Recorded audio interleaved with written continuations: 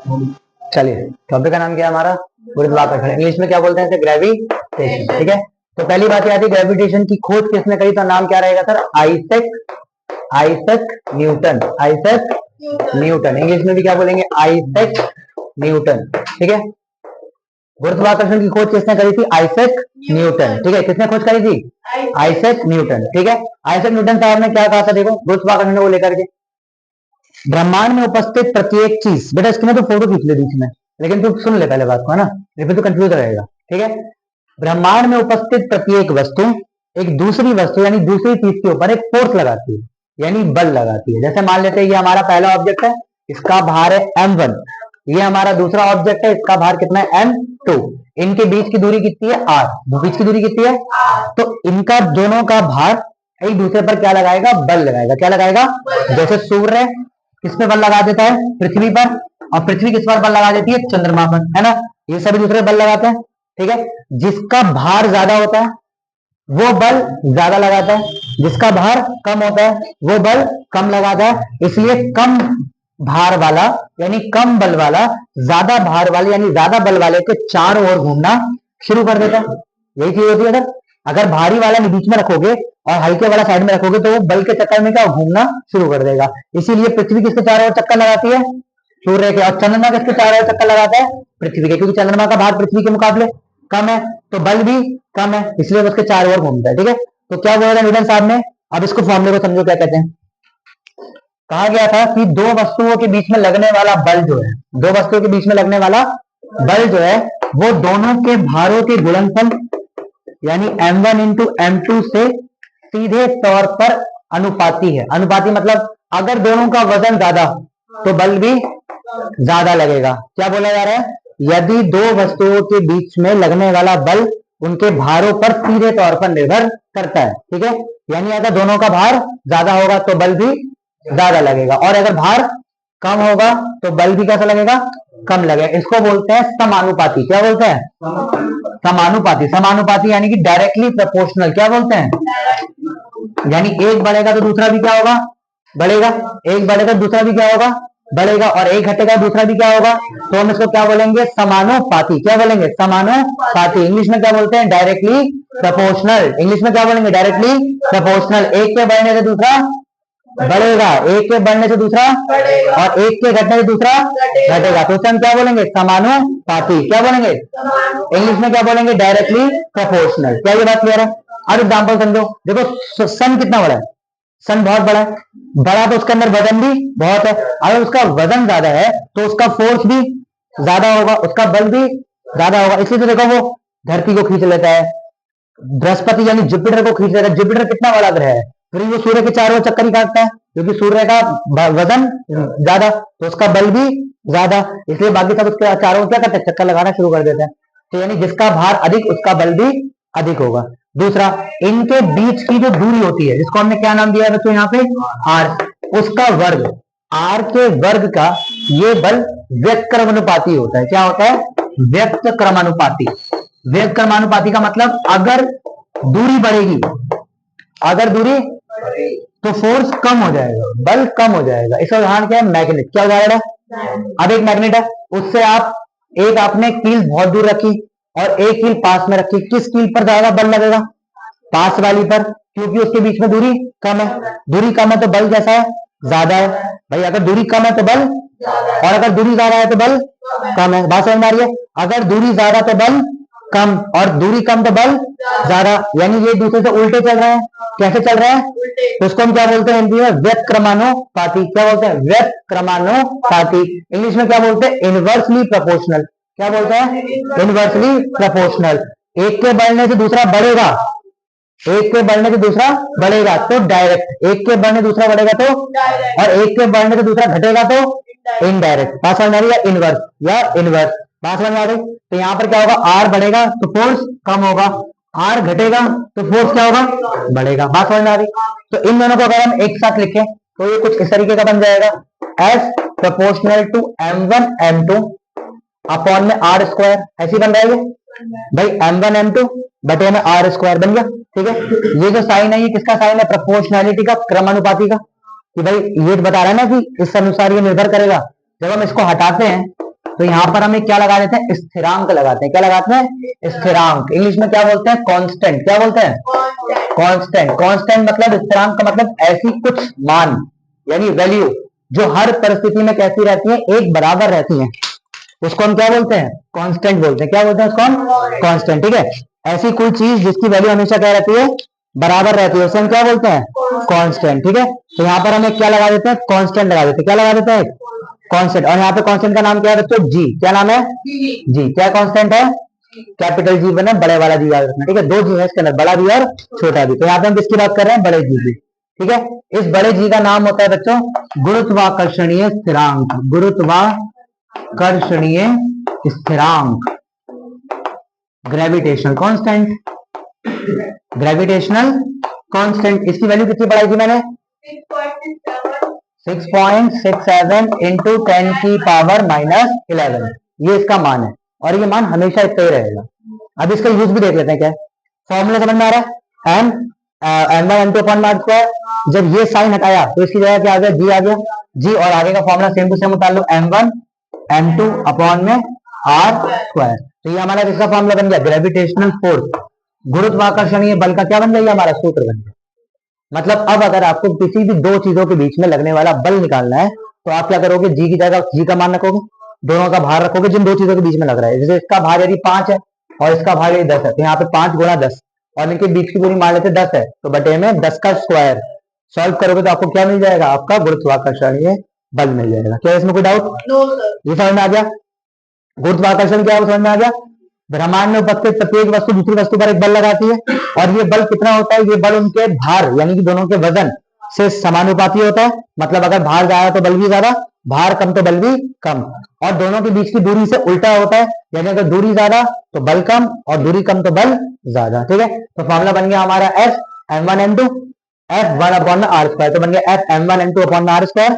यहाँ पे जब हमने ये वाला साइन हटाया तो क्या आ गया, जी आ गया। क्या आ गया, जी। जी का नाम मतलब क्या होता है, ग्रेविटेशनल कांस्टेंट, गुरुत्वाकर्षणीय स्थिरांक। इसका मान कितना हुआ था, 6.67 इंटू 10 की पावर -11। क्या ये क्लियर है, फोटो क्लिक करना तो क्लिक कर लीजिए, क्लिक करो फोटो। बेटा बुक नहीं खोल के बैठो, फोटो क्लिक कर जल्दी करना है तो।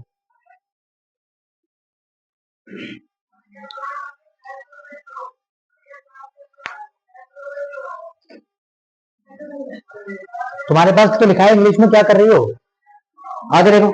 हाँ अगले बात देखो, और दोस्त में फोटोज भी है बोर्ड की। आगे देखो टॉपिक है, अगला टॉपिक है ग्रेविटेशनल एक्सेलरेशन। ध्यान से समझ ले दो, ध्यान से।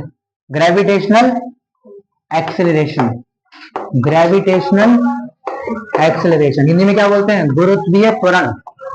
गुरुत्वीय त्वरण, गुरुत्वीय त्वरण। शायद तुम त्वरण या एक्सेलरेशन समझो, त्वरण या एक्सेलरेशन। देखो त्वरण या एक्सेलरेशन का मतलब है कि किसी भी चीज की स्पीड के अंदर जब चेंज आता है तो हम उसे एक्सेलरेशन कहते हैं। जैसे कोई गाड़ी 10 की स्पीड पे चल रही है, अगले 5 सेकंड में वो 10 की जगह 20 पे आ गई, तो उसने प्रत्येक सेकंड कितनी स्पीड बढ़ाई, उसे हम उसका एक्सेलरेशन या त्वरण कहते हैं। जैसे गाड़ी चल कितने पे रही थी, 10 पे, पहुंच कितने पे गई, कितने सेकंड का समय लिया इसने, 5।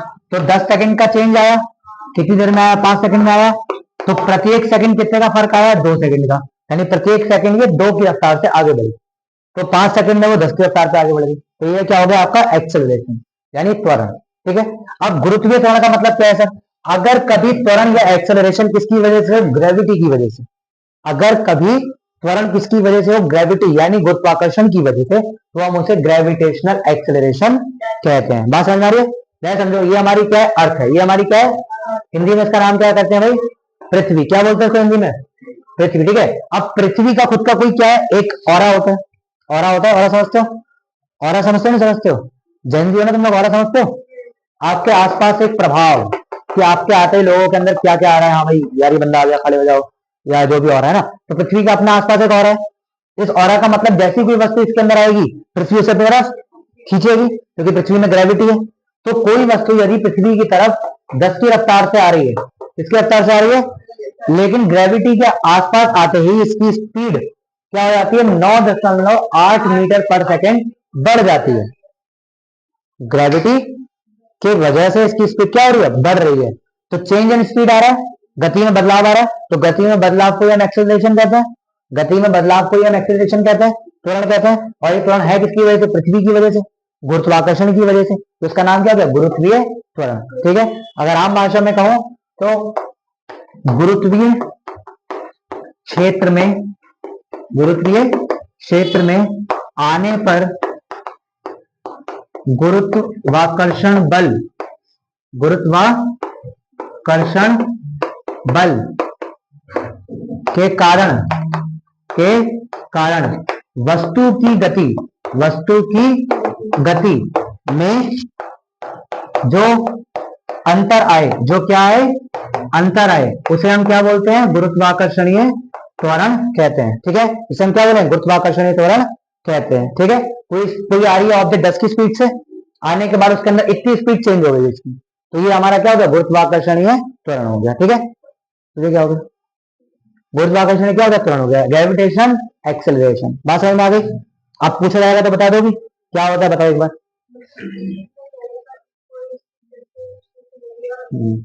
ग्रेविटेशन एक्सेलरेशन का मतलब बताओ क्या होगा? किसकी वजह से होता है? दूरी की वजह से नहीं होता, किसकी वजह से होता है? ग्रेविटी की वजह से होता है। किसकी वजह से होता है? ग्रेविटी के अंदर आते ही अगर किसी ऑब्जेक्ट की स्पीड चेंज हो गई तो वो क्या हो गया? ग्रेविटेशन एक्सेलरेशन, यानी गुरुत्वीय त्वरण। सी फोटो जल्दी से। ठीक है, आगे बढ़े, अगला टॉपिक देखोगे। अब देखो भाई, इसके कुछ क्या होता है बच्चों? प्रयोग। देखो, यूजेस या फिर प्रयोग।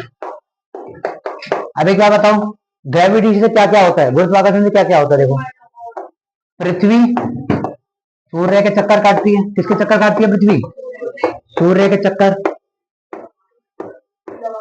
हाँ ठीक है, और चंद्रमा किसके चक्कर लगाता है?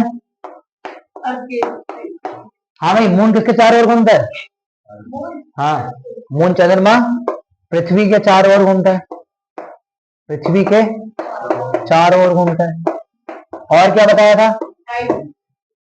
ज्वार भाटा, ज्वार भाटा। हाँ भाई, क्या होता है ज्वार भाटा? समुद्र के पानी सूर्य या चंद्रमा के बल के कारण दिन और रात में क्रम अनुसार, लय अनुसार उठता और गिरता है। इस प्रक्रिया को ज्वार भाटा कहते हैं। तो ज्वार भाटा भी किसकी वजह से? ग्रेविटी की वजह से। अब देखो, सूर्य ने पृथ्वी को खींचा, पृथ्वी ने सूर्य को खींचा, ये दोनों दूसरे को खींच रहे हैं, तो ना तो सूर्य आएगा और ना तो पृथ्वी जाएगी, तो पृथ्वी के चारों ओर क्या करती है? घूमने लगती है। इधर समझेगा टॉपिक अभी। ठीक है, सूर्य ने किसको खींचा? पृथ्वी को। पृथ्वी ने किसको खींचा? सूर्य को। क्योंकि दोनों ने तो कोई नहीं खींचा, तो दोनों एक दूसरे के चारों ओर घूमने लगे। सूर्य ने किसको खींचा? वो पृथ्वी ने किसको खींचा? चंद्रमा को। चंद्रमा ने किसको खींचा? पृथ्वी को। पृथ्वी ने किसको खींचा? चंद्रमा को। चंद्रमा ने किसको खींचा? पृथ्वी को। दोनों दो खींचने लगे, पर ना तो पृथ्वी गई ना तो चंद्रमा गया, तो वो भी क्या हुआ? चारों ओर घूमने लगे। अब देखो, सूर्य ने भी पृथ्वी को खींचने की कोशिश करी और चांद ने भी खींचने की कोशिश करी, तो पृथ्वी की जमीन तो कहीं नहीं गई, लेकिन क्या हिलता है? पानी। क्या हिलता है?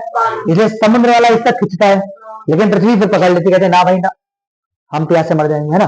तो जैसे सूर्य ने उठाया, पृथ्वी ने खींच लिया, तो पानी का उठना गिरना, उठना गिरना। सेम काम चांद ने भी किया। रात में चंदा मामा आए, बोले वो पृथ्वी बहन पानी दे दो, और पानी खींचा, पेड़ अरे ना भाई प्यास से मर जाएंगे, उन्होंने वापस खींच लिया। पानी उठा गिरा, उठा गिरा, तो क्या हुआ? ये ज्वार भाटा। क्या होगा? ज्वार भाटा। इंग्लिश में क्या बोलते हैं इसे? टाइड, है ना। क्या बोलते हैं? टाइड। क्लियर है? तो पृथ्वी सूर्य के चक्कर काटती है, टाइड से। चंद्रमा सूर्य के पृथ्वी के चक्कर काटता है, और ज्वार भाटा हो गया। इसके अलावा बाकी ग्रह, बाकी प्लैनेट भी सूर्य के चक्कर काटते हैं, उसका कारण यही भाई साहब है ना, गुरुत्वाकर्षण। आगे बढ़े, हाँ इसका फोटो ले लो, यूज इसका। ठीक है, आगे बढ़े, अगला टॉपिक क्या है इसके अंदर? किसकी? ज्वार भाटा। सूर्य व चांद के बल के कारण, मैं तुम्हें टेक्स्ट कर दूंगा, के बल के कारण समुद्री जल, समुद्री जल का लय अनुसार, का लय अनुसार उठना या गिरना, उठना या गिरना क्या कहलाता है बच्चों? ज्वार भाटा। क्या कहलाता है? ज्वार भाटा। ठीक है,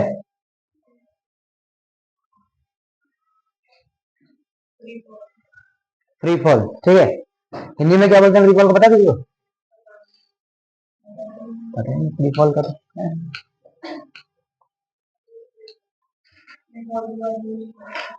अरे फ्री फॉल का टॉपिक क्या है? हाँ, मोशन अंडर ग्रेविटेशन। गुरुत्वीय गुरुत्वीय उपस्थिति गुरुत्वीय उपस्थिति में चाल।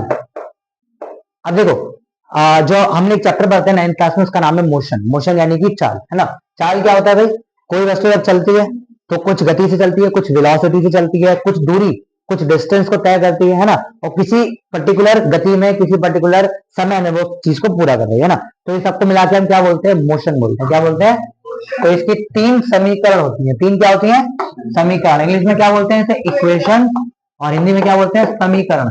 क्या बोलते हैं? तो देखो 3 समीकरण कौन कौन सी होती है? पहली समीकरण होती है v बराबर u प्लस ए टी। ये पढ़ी आपने 9th क्लास में? पढ़ी थी। दूसरी होता है s बराबर u t plus half a t square.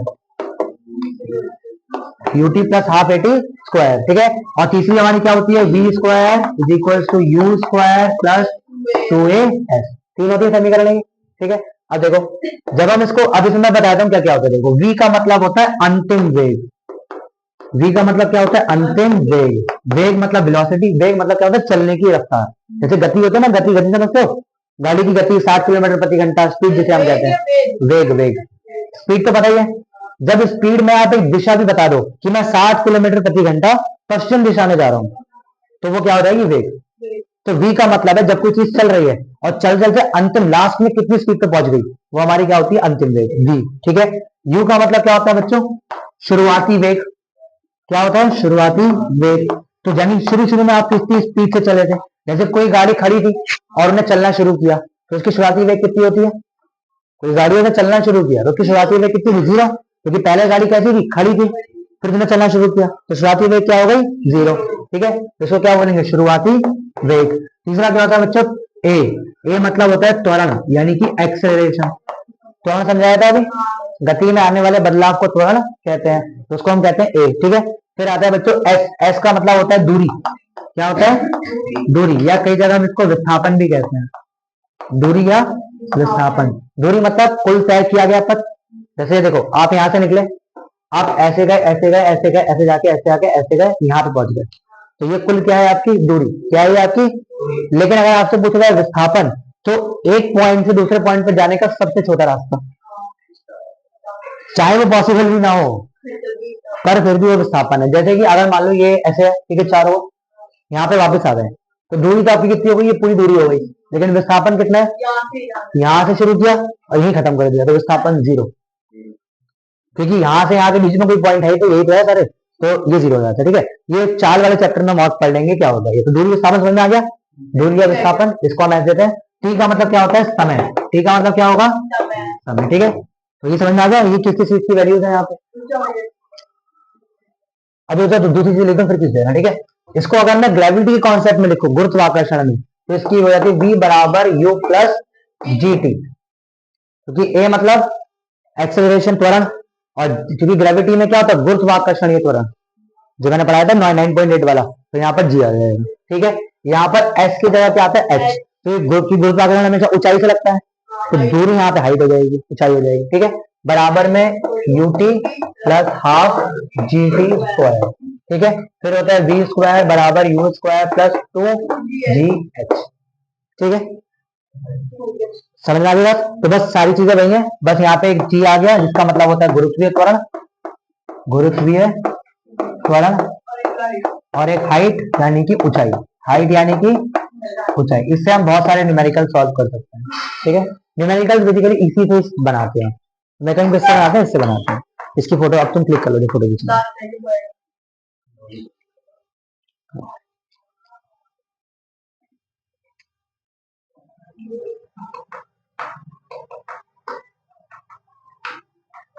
पहले हम पढ़ते हैं आर्किमिडीज प्रिंसिपल और फिर हम पढ़ेंगे बुयांसी और बुयंट फोर्स।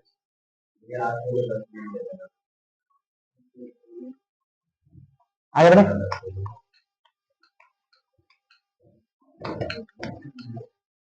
आपने एक नाम क्या बोला? वो ये आर्किमिडीज प्रिंसिपल पढ़ाया था ना लास्ट टॉपिक। ये तो न्यूमेरिकल है, ये पढ़ाया था। चलो आज देख लो टॉपिक क्या है भाई, बुयांसी फोर्स है ना, बुयांसी बुयंट बल। बुयंस बल क्या होता है, देखो बुयंस बल बुयंट फोर्स या बुयंसी क्या होता है।